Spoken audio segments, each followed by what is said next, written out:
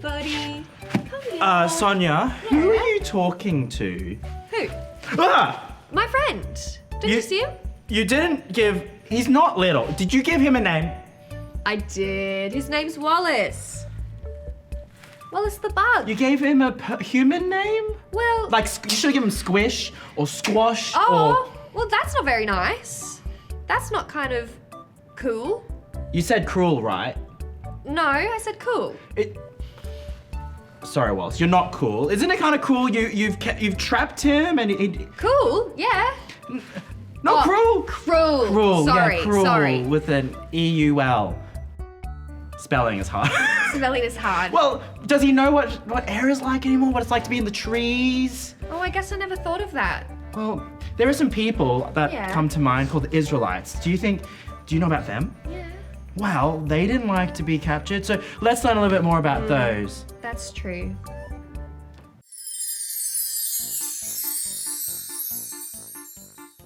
I can't handle it. I need to know what happens next. I feel like I've aged 25 years since we last heard about Moses. Will he go back to Egypt? Will he save the Hebrews? Will he free them from the Pharaoh? Whoa, whoa, whoa, whoa, whoa, whoa, whoa. Take a breath. Ready? In and out. Right. Well, funnily enough, we were in Exodus 2, and now we're going to read from Exodus 3. But remember, sometimes the Hebrews are also called the Israelites, but they're the same group of people. Just quickly open up the Bible. I have to know what happens to the Hebrews/Israelites. Breathe. Remember, breathe. Okay, fine. I'm breathing. God said to Moses, I have seen how sad the Hebrews are in Egypt. I have heard their prayers. I have plans to rescue them from Egypt and take them to a land with lots of food and good things. So go, Moses, go to Pharaoh and bring people out of Egypt. And Moses was like, who am I to go to Pharaoh and free the Hebrews? And God said, I will be with you. So Moses went back to Egypt and told the Hebrews that God would free them, and they cheered. Woo! Whoa, whoa, whoa, yeah. Okay, thank you. And Moses went to the Pharaoh and said, let the Hebrews go. And the Pharaoh said, no. And what? Nothing. I've just never seen you so intensely interested in a story before. I was in a rhythm. Okay, well, the Israelites who were cheering were now upset. No! Because the Pharaoh made them work twice as hard now. So God told Moses to go back to Pharaoh and ask him to free the Hebrews/Israelites. And the Pharaoh said, no. Time after time, God sent Moses to ask Pharaoh to free the Hebrews, and time after time, Pharaoh said no. This made God angry, so he sent warnings to Egypt after each no from Pharaoh. First, he turned the Nile River to blood, then came thousands of frogs. Then came gnats, like head lice, which are annoying little bugs. Then he sent flies. Which are bigger than annoying bugs. They know what flies are. Okay, sorry. I was just trying to help.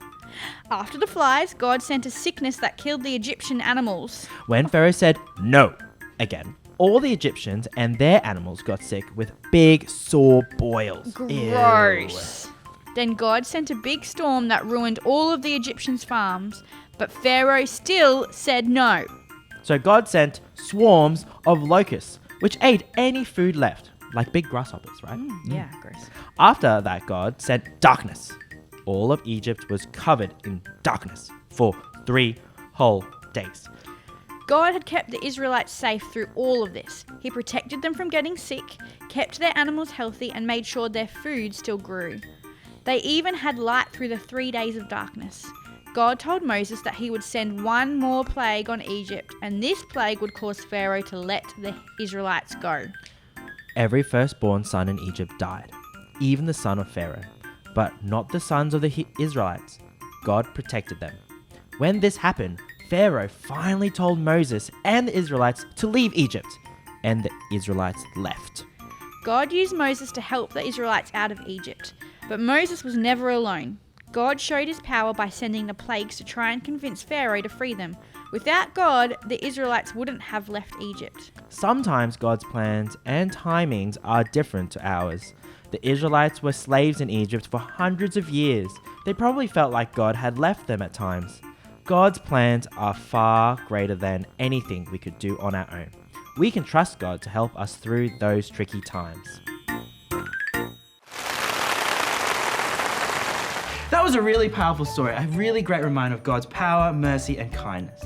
That's right. And I think the story about the Israelites really pointed to an even bigger story yet to come. About Wallace's freedom? No, Jesus. But since listening, I do think it's time to maybe set Wallace free. Well, Wallace, it's been lovely meeting you.